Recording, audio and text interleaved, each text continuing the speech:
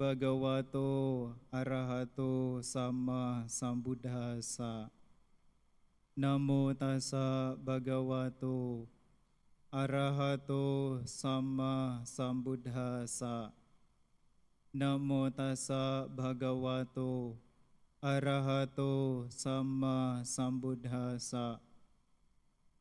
Dharaca mahantaca ye bala ye ca pandita sabbe macu wasang yanti sabbe macu parayana ti. Terpujilah Sang Bhagawa yang Maha Suci, yang telah mencapai penerangan sempurna, baik muda ataupun tua, tak peduli apakah mereka dungu atau bijaksana, terjerat oleh kematian, dan semuanya bergerak menuju kematian. Samyutta Nikaya 578.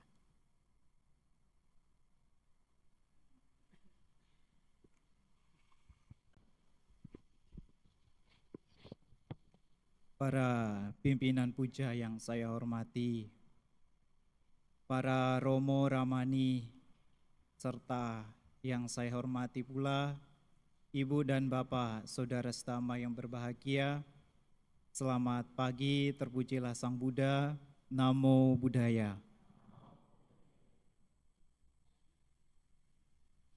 Ya, di kesempatan pagi hari ini kita memiliki satu kamawipaka, bisa berkumpul dan bertemu di Dhammasala ini. Di kesempatan ini juga Ibu dan Bapak Saudara setama datang ke wihara untuk memperkokoh keyakinannya. Di samping itu juga Ibu dan Bapak Saudara setama mengulang kembali khotbah dari Guru Agung kita Buddha Gotama. Juga di kesempatan ini Ibu dan Bapak Saudara setama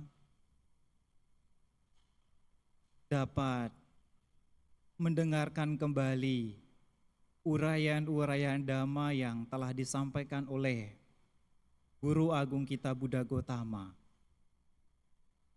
Ibu dan Bapak Saudara setama yang berbahagia, pada kesempatan ini Bante membawakan topik atau judul kematian atau meninggal dengan tidak wajar, di manakah dilahirkan? Ya, Ibu dan Bapak Saudara setama yang berbahagia, kematian datang kapan saja dan tidak memandang usia, umurnya, tidak memandang statusnya, tidak memandang baik dan buruknya orang. Juga kematian tidak bisa kita prediksi kapan itu terjadi di dalam diri kita. Semua yang ada di dalam kehidupan ini pasti akan berubah. Ibu dan Bapak Saudara setama yang berbahagia, ketika seseorang meninggal dengan tidak wajar, meninggal dengan tragedis, atau meninggal dengan kecelakaan, meninggal dengan tabrakan, mengetahui peristiwa tersebut, kadangkala ada seseorang berpikiran, orang yang mengalami kematian dengan peristiwa tersebut nantinya pasti akan mengalami kematian dan terlahir di alam menderita atau di alam peta. Atau mungkin ia akan terlahir di alam antu gentayangan. Tetapi apakah demikian benar? Ya tentu saja tidak, Ibu Bapak Saudara Setama. Kenapa bisa tidak? Nah, sekarang kita harus bisa melihat. Melihatnya di mana? Kita harus bisa melihat terjadinya peristiwa tersebut tidak hanya di alam manusia saja, tetapi di zaman Sang Buddha juga ada peristiwa yang demikian. Nah, cerita ada suatu ketika, ada sebuah cerita di zaman Sang Buddha, yang dimana cerita ini adalah cerita yang dipertanyakan oleh Mahanama, seorang perumah tangga yang bernama Mahanama. Seorang perumah tangga yang bernama Mahanama ini adalah merupakan sepupu dari Sang Buddha. Mahanama ini ketika itu yang memang Sang Buddha ada pada waktu itu di dekat Kapilawastu, dia selalu mengunjungi Sang Buddha setiap sore. Kenapa tidak setiap pagi, kenapa tidak siang kok sore? Ya karena memang perumah tangga bernama Mahanama ini dia bekerja, sehingga di sore hari baru dia bisa bertemu Sang Buddha. Nah, ketika ia bertemu dengan Sang Buddha, karena setiap hari dia selalu pergi mengunjungi Sang Buddha, ya. Ketika dia mengunjungi Sang Buddha, Mahanama dan Sang Buddha melakukan perbincangan, ya. Melakukan perbincangan atau Mahanama ini mendengarkan dhamma dari Sang Buddha.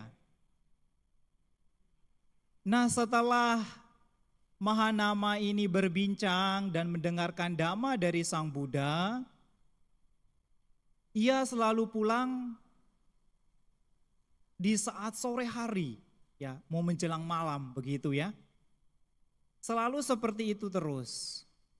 Kemudian ketika Mahanama ini pulang ke Kapilawastu di sore hari yang sangat sore sekali, ia seringkali menemukan apa?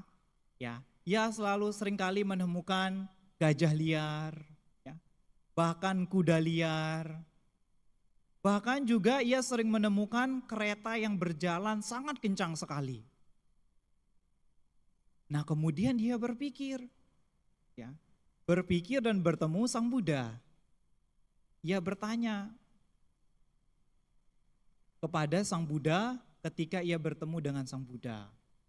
Sang Bhagawa, suatu ketika kalau saya pergi mengunjungi Sang Bhagawa dan ketika saya pulang, saya mengalami peristiwa yang seringkali saya temukan. Yaitu seperti gajah liar, kuda liar, dan kereta yang berjalan sangat kencang sekali. Sewaktu-waktu kalau saya meninggal dengan peristiwa tersebut, di mana saya akan dilahirkan? Yang karena memang Mahanama ini awalnya itu adalah dia sangat besar sekali keyakinannya terhadap Buddha, Dhamma, dan Sangha. Nah, ketika menemukan peristiwa tersebut dan mengalami kejadian tersebut, keyakinannya terhadap Buddha, Dhamma, dan Sangha itu kurang karena mengalami ketakutan terhadap peristiwa tersebut.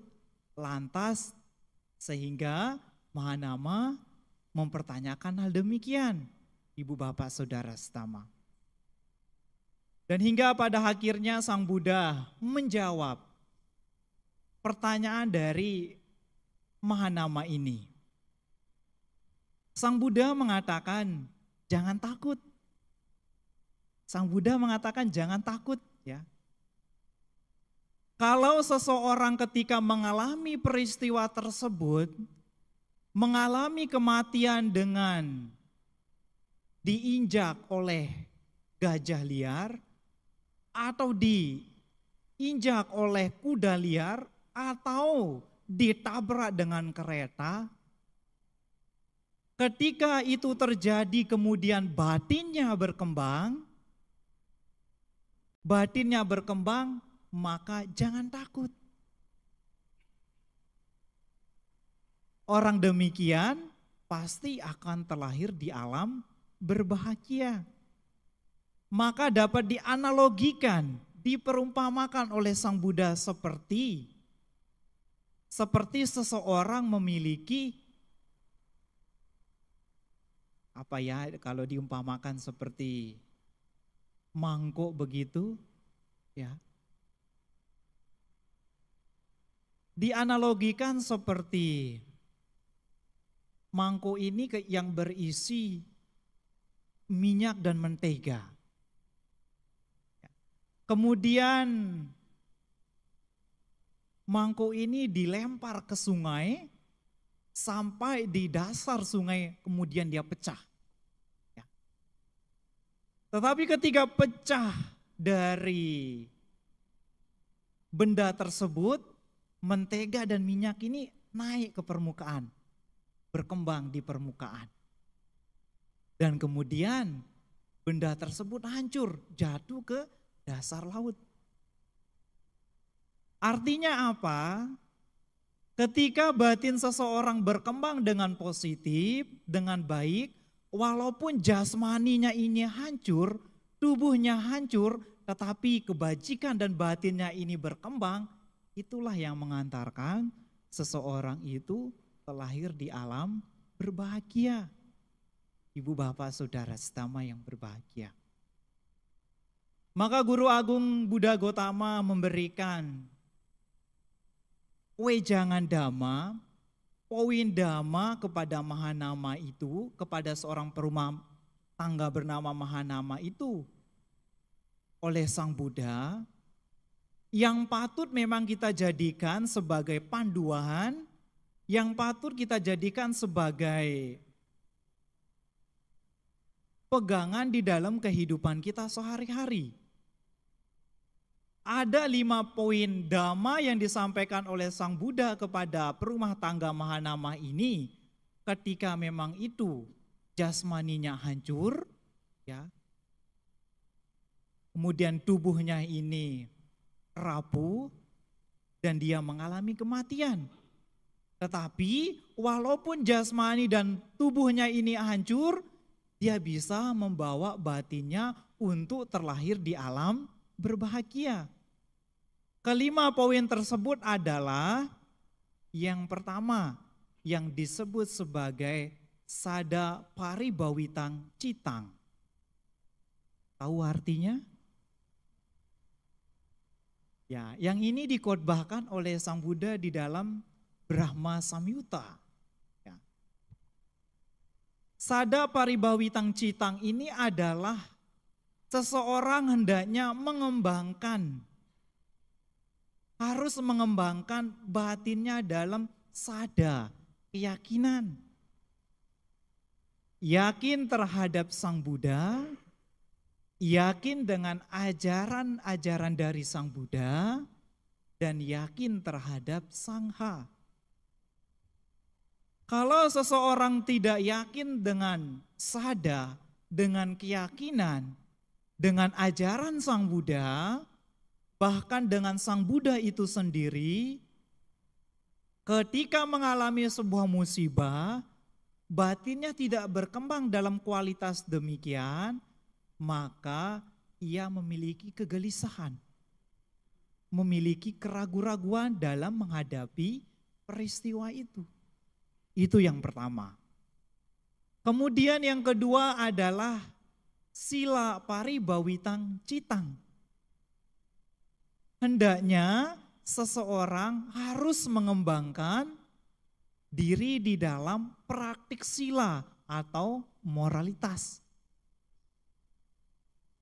Ketika seseorang berkembang batinnya di dalam sila, di dalam moralitas, maka ketika ia menghadapi sebuah kematian akan tidak memunculkan pikiran yang sifatnya kejahatan,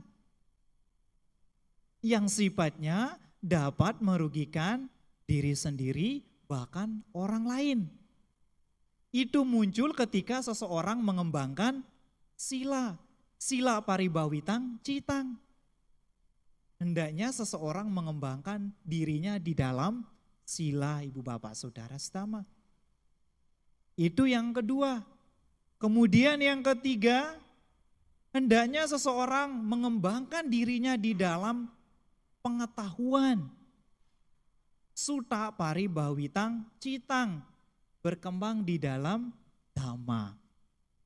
Ya tentunya kita harus mengembangkan batin kita di dalam ajaran-ajaran Sang Buddha yang sifatnya hal-hal yang positif, ya, yang sifatnya membawa manfaat di dalam diri kita dan juga membawa perkembangan di dalam kematangan, kemanfaatan di dalam batin kita.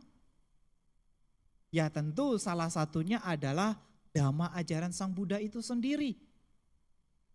Kalau kita tidak memiliki pengetahuan di dalam dhamma, maka bagaimana cara kita memiliki dan mengembangkan suatu kualitas batin kita tanpa kita memiliki suatu pengetahuan di dalam dhamma? Karena dhamma ajaran Sang Buddha itu sendiri yang beliau sudah berikan jalan kepada kita, yang beliau sudah memberikan, yang sudah menunjukkan kepada kita, yang sekarang hendaknya harus kita memilih, yang harus hendaknya kita harus berjalan di jalan yang dhamma. Dhamma ajaran Sang Buddha itu tidak mudah untuk beliau temukan, Ibu Bapak Saudara Setama. Beliau mencari, beliau menemukan dengan berbagai usaha, berbagai cara, yang nantinya pada dasarnya ini akan membawa suatu kualitas kemajuan pada semua makhluk yang ada di dunia itu sendiri. Bahkan di dalam mengajarkan dhamma ajaran Sang Buddha yang beliau temukan itu selama 6 tahun itu, beliau mengajarkan dari desa ke desa, hingga dari kota ke kota, hingga dari kerajaan ke kerajaan pada waktu itu. Supaya apa? Supaya umat manusia di dunia itu terlepas dari segala bentuk dukkha atau penderitaan, Ibu Bapak Saudara Setama. Maka dhamma ajaran Sang Buddha itu yang kita ketahui sekarang yang sebanyak 8.400 kitab suci agama Buddha yang sangat begitu banyak sekali kita dapat pelajari di mana saja, kapan saja kita bisa merefleks kembali, membuka kembali khotbah-khotbah Sang Buddha itu. Di zaman sekarang kita sangat dipermudah, Ibu Bapak Saudara Setama, dibandingkan dengan zaman-zaman dahulu. Kemana-mana harus bawa buku, ya, kemana-mana harus membuka buku, membaca buku. Kalau sekarang tinggal lihat di gadgetnya ada. Tetapi sudahkah Ibu Bapak Saudara Setama mengunduh, mendownload buku-buku dhamma tersebut?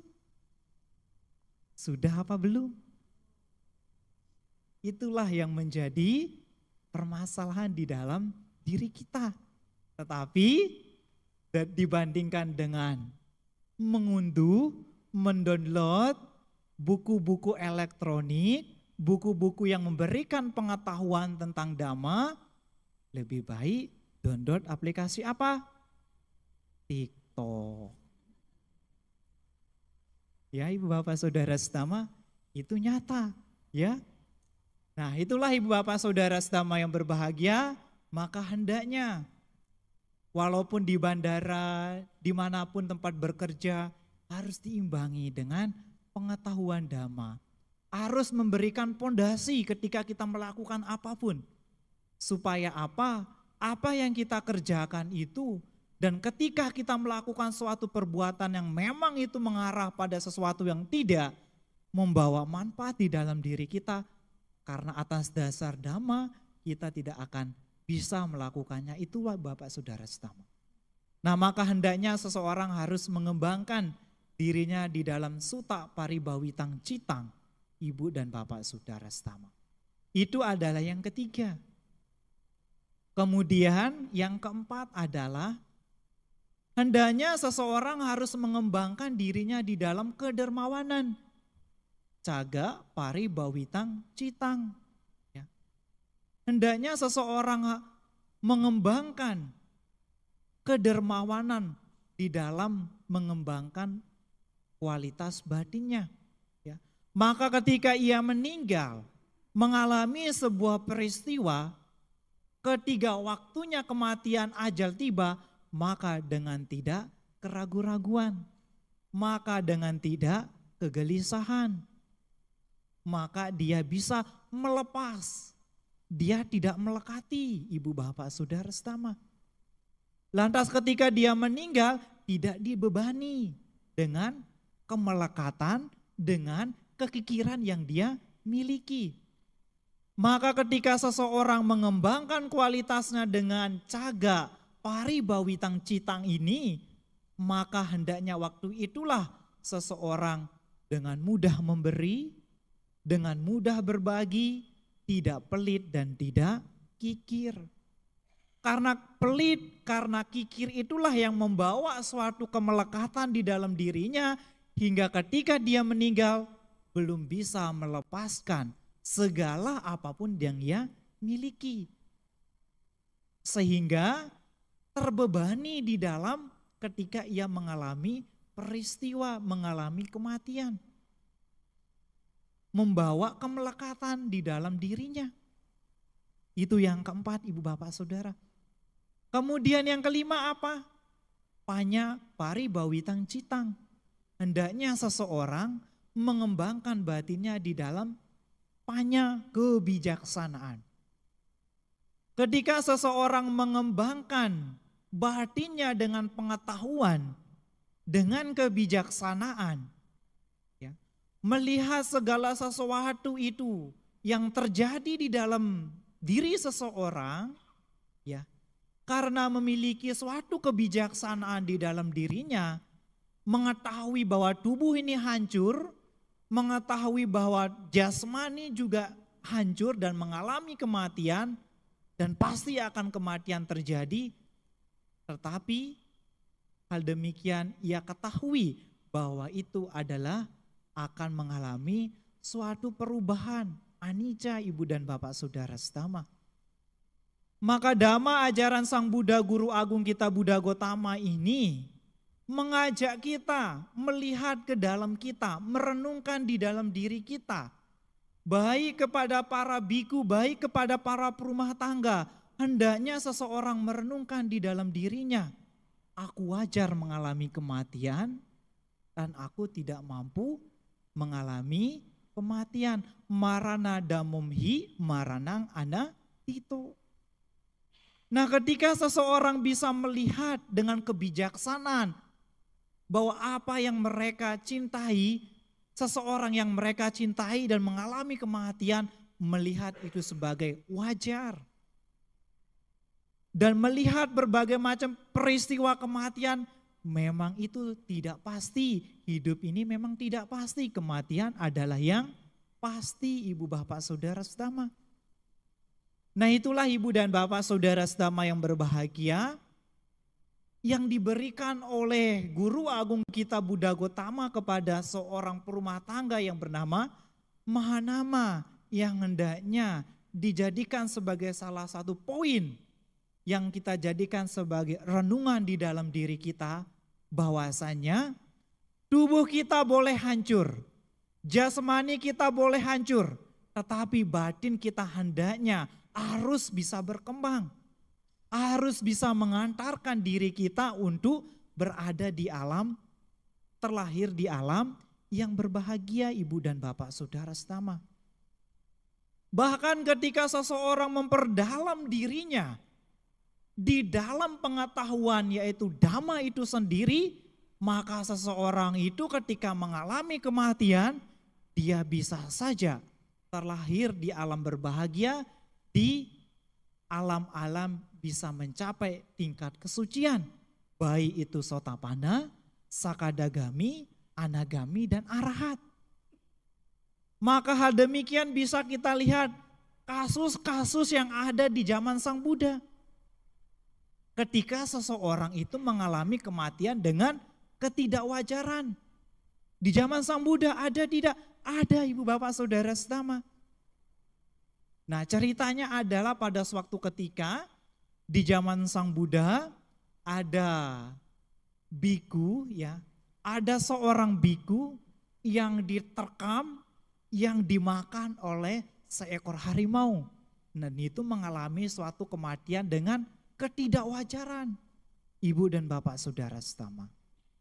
Nah, pada waktu itu seorang biku ini adalah yang memang biku yang paling muda. Pada waktu itu mereka berdiam di salah satu hutan, dan memang pada waktu itu mereka berdiam di hutan menghabiskan waktunya selama masa wasa, selama waktu musim hujan. Mereka di sana bersama di kelompok 30 biku, yang salah satunya biku tersebut, biku yang paling muda.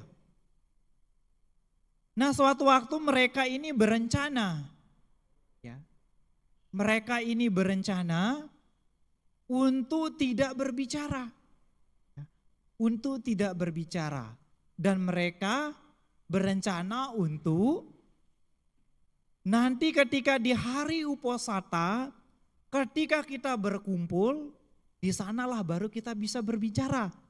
Berbicara Dhamma, berbicara meditasi yang membawa kemajuan yang secara intensif. Nah, setelah itu terjadilah Uposatha, beberapa kali Uposatha, mereka melihat kenapa para biku ini semakin berkurang. Apa yang terjadi? Hingga akhirnya mereka berpikir dan mengetahui ternyata para biku sebagian dimakan dan diterkam oleh harimau. Nah, pada waktu itu Ibu dan Bapak Saudara setama, mereka berencana lagi. Ketika ada suatu peristiwa yang terjadi, maka hendaknya kita harus teriak, harus minta tolong, ya, supaya mendapatkan pertolongan dari biku-biku yang lain.